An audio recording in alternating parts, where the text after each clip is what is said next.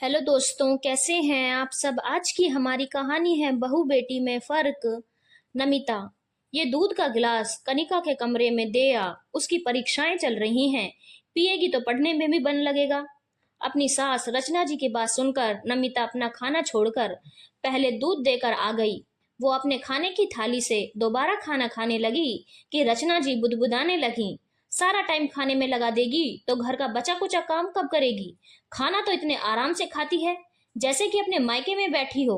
अरे ये ससुराल है, यहाँ तो एक पांव पर खड़े रहकर गृहस्थी के धर्म निभाने होते हैं। इस तरह धीरे धीरे काम करेगी तो आगे घर कैसे चलाएगी। नमिता ने सब सुन लिया था। उसे पता था कि ये सब रचना जी उसे जानबूझकर सुना रही हैं। उसने खाना खाया और कड़वे घूंट पीकर रह गई। रसोई की तरफ जाकर रसोई का काम निपटाने लगी। तभी घंटी बजती है। वो दरवाजा खोलती है। भाभी, ये मेरे दोस्त हैं, इन्हें आपके हाथ का खाना खाना है तो आप फटाफट बना दीजिए। आधे घंटे बाद हमें निकलना है।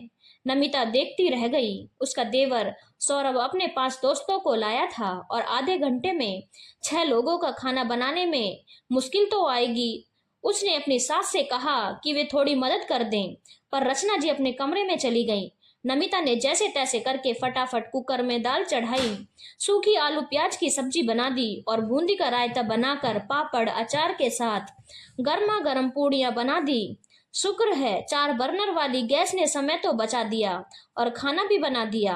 रात को थक हार कर अपने कमरे में गई और उसे पलंग पर लेटते ही नींद आ गई। सुबह नींद खुली तो उसे अफसोस हुआ कि अजय कब कमरे में आए उसे पता ही नहीं चला। आपने मुझे जगाया क्यों नहीं, नमिता ने अजय से कहा। तुम बहुत गहरी नींद में सो रही थी, इसीलिए सोने दिया। अच्छा सुनो, आज मेरे कॉलेज के दोस्त अपने परिवार समेत आ रहे हैं। रात का डिनर यहीं करेंगे। कुछ अच्छा सा बना लेना, पहले ही बताकर जा रहा हूँ। दिन भर आराम से तैयारी कर लेना। अजय ये कहकर ऑफिस के लिए तैयार होने लगा। नमिता रसोई में गई और चाय नाश्ते की व्यवस्था करने लगी। शाम को क्या बनाऊं, इतने लोगों का खाना एक साथ कभी बनाया भी नहीं, कैसे बनाऊंगी, ये भी उसके दिमाग में चल रहा था। उसने अपनी सासू माँ से पूछा कि मम्मी जी, शाम को खाने में क्या बनाऊं और कितनी सब्जियां बना लूं। इनके दोस्त परिवार समेत आ रहे हैं, 15 लोग वो होंगे, 5 हम लोग हो जाएंगे, तो इस हिसाब से खाना कितना बनाना है। अभी का तो चाय नाश्ता खाना खाने का अता पता नहीं है और शाम के खाने का राग अलाप रही है। जल्दी से हाथ चला, तेरे ससुर जी पार्क से आते ही होंगे, उन्हें आते ही नाश्ता चाहिए। नमिता कुछ ना बोल सकी और वो अपने सुबह के काम काज और रसोई निपटाने में लग गई। अभी 4 महीने पहले ही शादी हुई थी। नमिता अपने भावी ससुराल को लेकर बहुत ही उत्सुक थी। उसे लग रहा था कि छोटा सा परिवार है तो सब कुछ अच्छा होगा। रचना जी भी जब भी मिलती बड़े ही प्यार से बात करती थी। उसे भी एहसास होता कि वो अपने एक मायके से दूसरे मायके जा रही है। और ननद कनिका भी उससे फोन पर मीठी मीठी बातें करती थी। अजय भी बड़े प्यार से बात करते थे और देवर सौरभ भी भाभी भाभी करते रहते थे। जब शादी के बाद उसकी विदाई हो रही थी तो माँ के कलेजे के टुकड़े हो रहे थे। माँ के आंसू थमने का नाम नहीं ले रहे थे और उसकी सास ने उसकी माँ को बहुत ही दिलासा दिया था।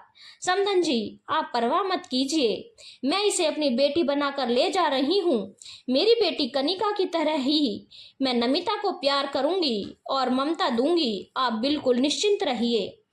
तब से नमिता की माँ को थोड़ी राहत मिली। सास अपनी बहू के लिए ये शब्द कह दे वो ही बड़ी बात है। फिर जिसकी बेटी होती है वो माँ तो हर बेटी का दर्द समझती है। लेकिन नमिता ने जैसे ही ससुराल में कदम रखा, 2-4 दिन के लाड़ चाव के बाद उसकी सास ने उसे दिन में ही तारे दिखा दिए। सारे घर की जिम्मेदारी उसे सौंप दी। वो सुबह से रात तक सास ससुर ननद देवर पति के आगे पीछे घूमती रहती थी।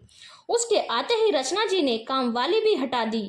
उसने अजय से कहा भी था कि काम वाली आती है तो थोड़ा सहारा लग जाता है, पर अजय भी इस मामले में अपनी मम्मी के आगे कुछ नहीं बोला। सुबह से दोपहर हो गई। नमिता ने फिर एक बार सलाह लेनी चाहिए, पर रचना जी भड़क गई। तुझे रसोई का काम ढंग से आता है या नहीं? 20 लोगों का खाना भी नहीं बना सकती तो तूने मेरे बेटे से शादी क्यों की? नमिता की आंखें भर आईं। मम्मी जी, मुझे आपसे ये उम्मीद नहीं थी। आप तो मुझे बेटी बनाकर लाई थी, पर आपने तो मुझे बहू का भी हक नहीं दिया, बस इस घर की नौकरानी बनाकर रख लिया है। सारा काम अकेले करते करते मैं थक जाती हूँ, पर आपको मुझ पर जरा सा भी तरस नहीं आता है। फिर आपने मेरी माँ को झूठी दिलासा क्यों दी थी? मैंने कभी इतने लोगों का खाना नहीं बनाया, तो मुझे कैसे आएगा? आपको तो अनुभव है, आप मुझसे बड़ी हैं। आपसे बस पूछा है, आज कनिका ससुराल जाए और वो आपसे कुछ मदद मांगे या सलाह मांगे, तो आप उसे भी इस तरह से कहती? बेटी बोल देने से कोई बहू बेटी नहीं हो जाती है। बेटी के लिए दिल में जितनी जगह होती है, काश बहू के लिए भी थोड़ी सी होती।